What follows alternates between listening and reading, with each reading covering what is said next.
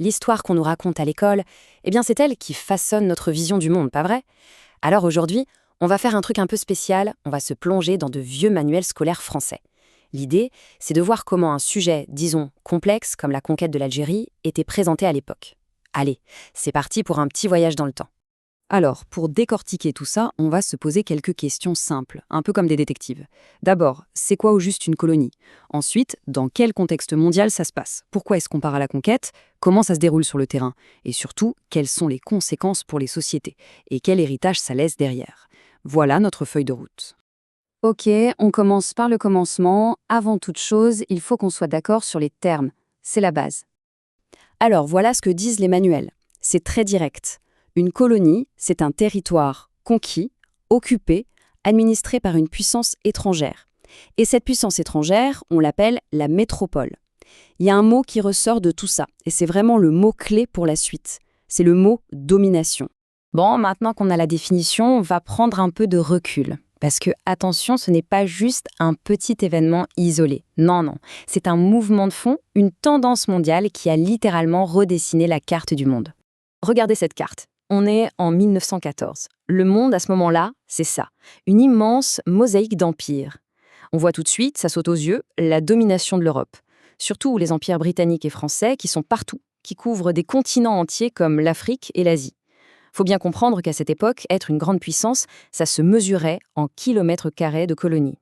Pour se repérer dans le temps, il y a 3 dates vraiment importantes à avoir en tête.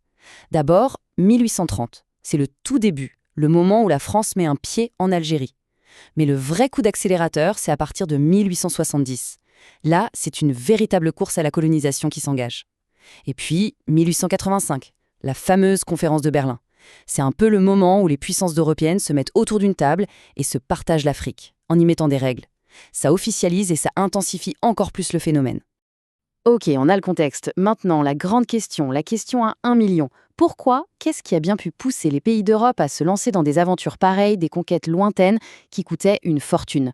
D'après les manuels, la réponse, c'est un cocktail de 3 ingrédients. Le premier, il est politique. C'est une question de prestige, de pouvoir. Plus t'as de colonies, plus t'es respecté sur la scène mondiale. Simple. Le deuxième, évidemment, c'est l'économie.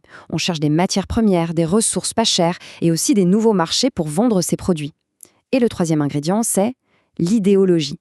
C'est la fameuse mission civilisatrice. L'idée que certains croyaient sincèrement que l'Europe avait le devoir d'apporter le progrès, sa langue, sa culture, sa religion à des peuples qu'elle considérait comme en retard. Et si on zoome sur le cas de la France, il y a des raisons encore plus spécifiques qui s'ajoutent à tout ça.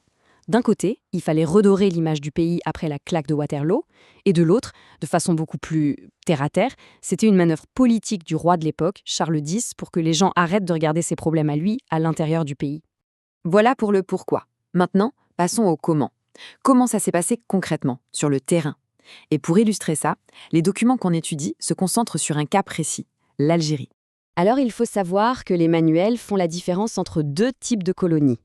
D'un côté, on a ce qu'on appelle la colonie d'exploitation. Là, le but est simple, piller les ressources et c'est tout. Il y a peu d'Européens qui s'y installent. Et de l'autre, on a la colonie de peuplement. L'Algérie en est l'exemple type. Là, c'est différent. On envoie des colons, des Européens, pour qu'ils s'y installent pour de bon. Et ça, évidemment, ça change absolument toute la donne sur le plan social. La conquête de l'Algérie, ça n'a pas été une promenade de santé, loin de là. Ça s'est fait en plusieurs étapes. Au début, les Français restent sur la côte, c'est une occupation assez limitée. Puis, deuxième étape, on passe à la conquête de l'intérieur des terres. Et là, ça devient extrêmement violent, parce qu'il y a une résistance très forte. Enfin, la troisième étape, qu'on appelle la pacification, un joli mot pour dire qu'on impose l'ordre et l'administration française par la force, pour de bon.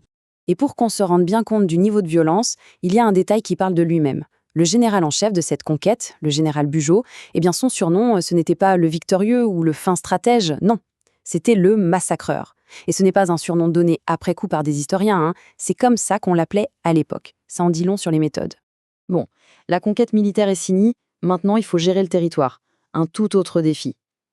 Alors, à quoi ressemblait la société qui est née de cette colonisation en Algérie? Regardons ce graphique de 1910. Les chiffres sont parlants. On a 14% d'Européens. C'est une petite minorité. Et pourtant, c'est cette minorité qui détient absolument tout le pouvoir politique, économique, social, en face d'une majorité écrasante de 86% d'Algériens.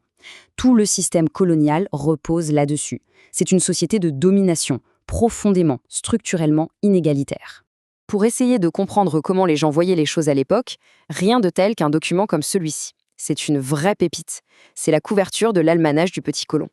L'almanach, c'était un peu le calendrier magazine de l'époque, très populaire, et celui-là était fait pour les colons. Alors, prenons 2 secondes pour regarder cette image.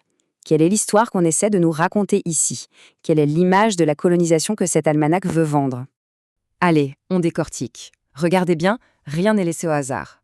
Au centre, qui on voit? Le colon français. Il est debout, il a l'air sûr de lui, il domine la scène. L'Algérien, lui, il est en arrière-plan, dans une position de soumission, de service.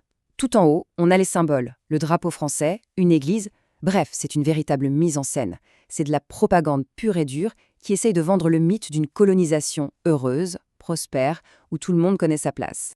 Voilà pour l'image d'Épinal. Mais la réalité, elle est où? Eh bien, elle est dans les chiffres. Et ils sont brutaux. Prenons l'éducation, par exemple. En 1914, à peine 1,9% des enfants algériens vont à l'école. En comparaison, pour les enfants européens, c'est 5%. L'écart est juste abyssal. Ça montre très concrètement ce que c'était, une société à 2 vitesses. Et là, on touche à quelque chose d'assez subtil, que les manuels appellent le double effet. On pourrait dire, mais attendez, ils ont quand même construit des routes, des ports, des chemins de fer. Oui, c'est vrai. Sauf que la question, c'est pour qui et pourquoi? Et la réponse est claire, le but premier, ce n'était pas d'améliorer la vie des habitants, c'était de pouvoir piller les ressources plus facilement et de les envoyer en France, et aussi de mieux contrôler le territoire militairement. Ok, on arrive à la dernière partie. On va essayer de résumer un peu tout ça, de voir sur quoi reposait ce système de domination et quel héritage il a laissé.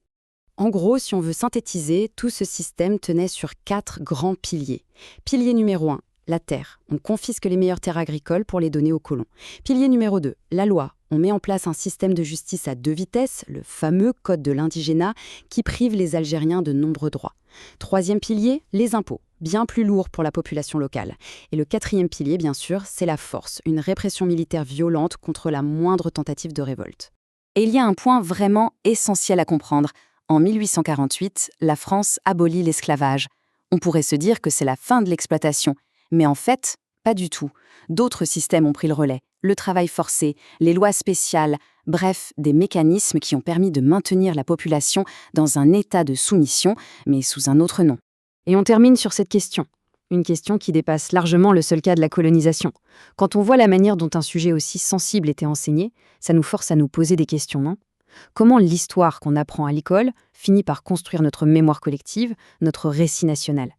Et au fond, comment faire pour lire entre les lignes de ces grandes histoires que les nations se racontent à elles-mêmes? Voilà, c'est sur cette interrogation qu'on va se quitter pour aujourd'hui.